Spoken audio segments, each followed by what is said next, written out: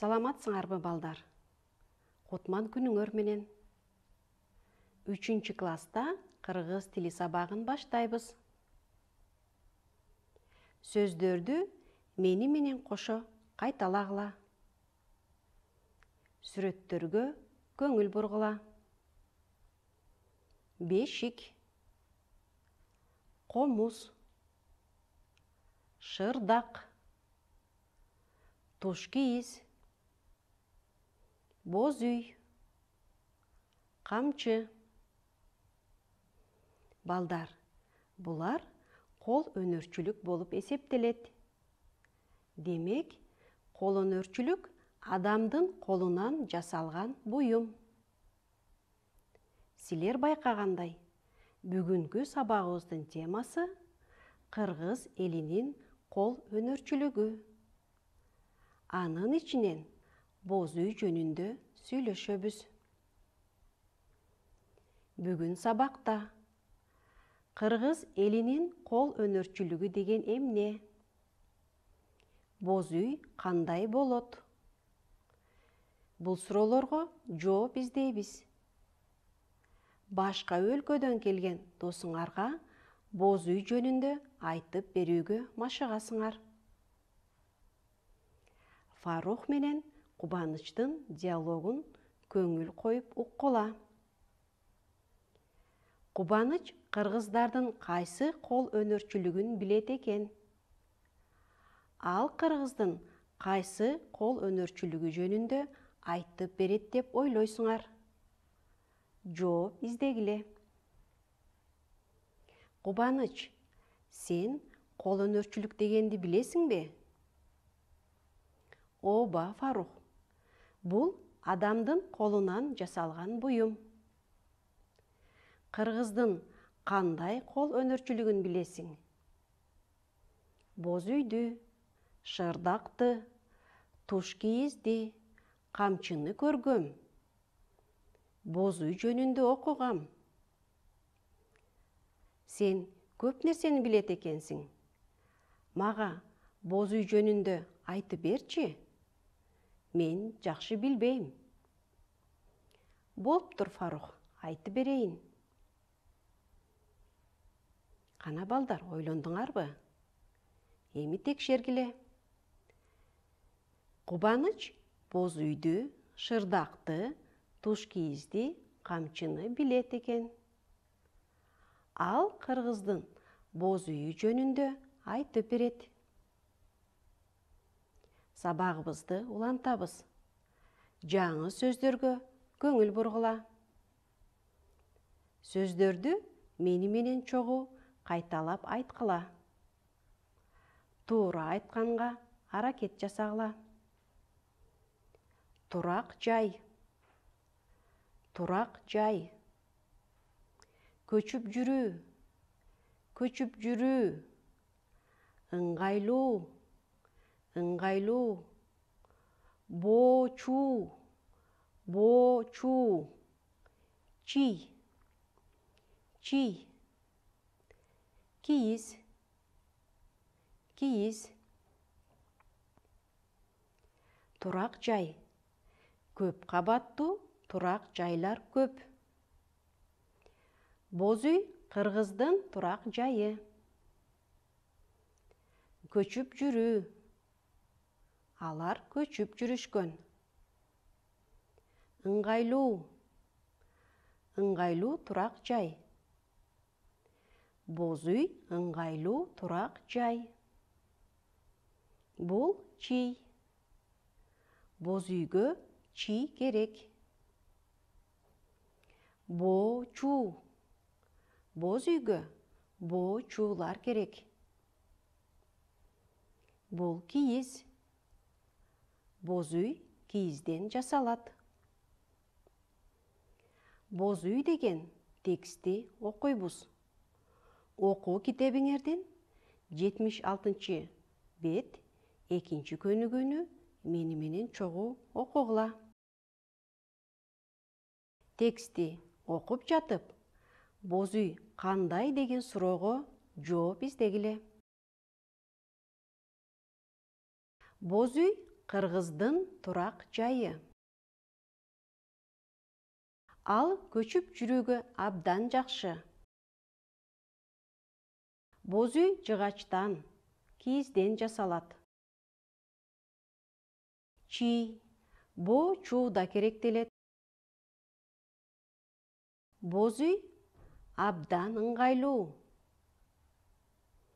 Кышында жылуу, жайында салкын. Боз үй абдан баалуу. Анткени боз үй адамдын колунан жасалган буюм. Таятамдын соонун боз үйү бар. Текшергиле. Демек балдар, боз үй кандай деген суроого ыңгайлуу, жакшы, жылуу, сонун, салкын деп жооп берсек болот. Азаматсыңар балдар. Эми текстти өз алдынча дагы бир жолу окуп чыккыла. Боз үй.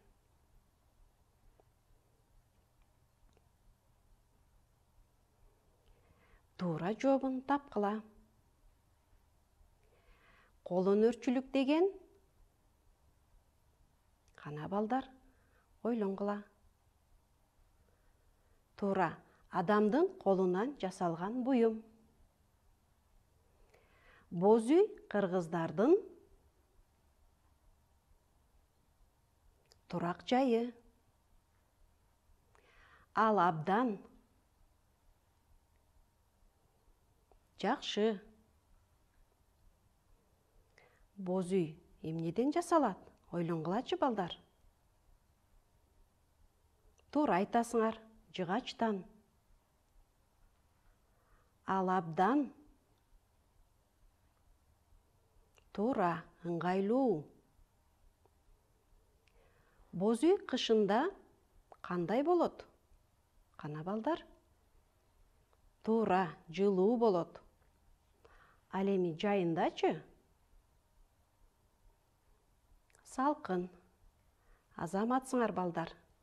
Эгерде силердин жообуңар ушундай болсо, анда силер тапшырманы туура аткардыңар. Балдар, үй менен боз үйдүн айырмачылыктарын жана окшош жактарын Вендин диаграммасына коюп салыштыргыла.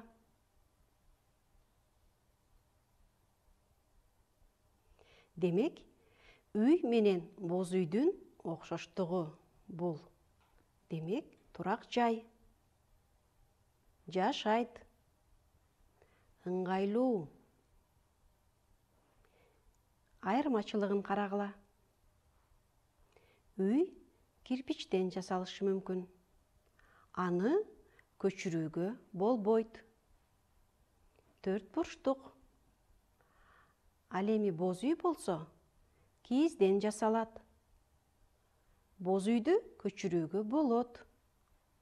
Ал тегерек. Ойлонуп, суроолорго жооп бергиле. Сен жайлоодо эс алганды жакшы көрөсүңбү? Эмнеге? Боз үйдө болдуң беле?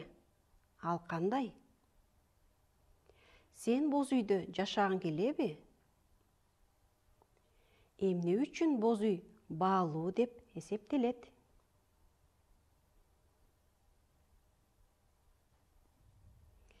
Үлгүгө таянып, жооп бергиле. Ооба, мен жайлоодо эс алганды жакшы көрөм. Анткени жайлоонун абасы таза.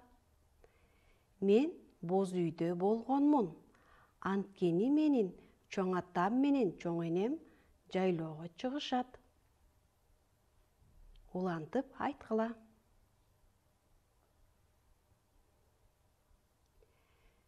Өз алдынча иштөө үчүн тапшырма. Башка өлкөдө жашаган досуң келди.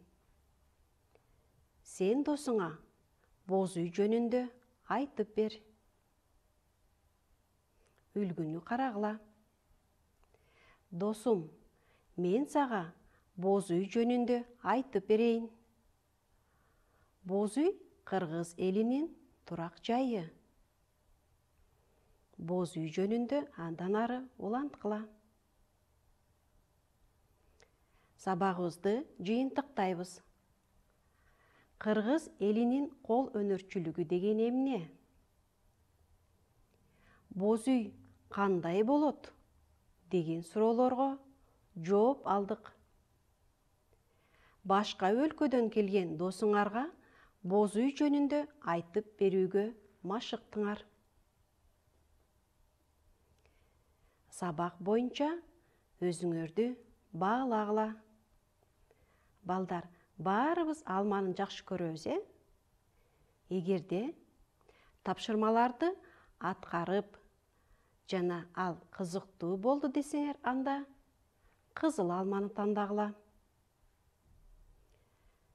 Сабак жакты, бирок менде суроолорум бар десеңер, анда сары алманы тандагыла. Теманы толук түшүнгөн жокмун деп ойлосоңор, жашыл алманы тандагыла. Түшүнбөгөн суроолоруңар боюнча өз мугалимиңерге сөзсүз кайрылгыла.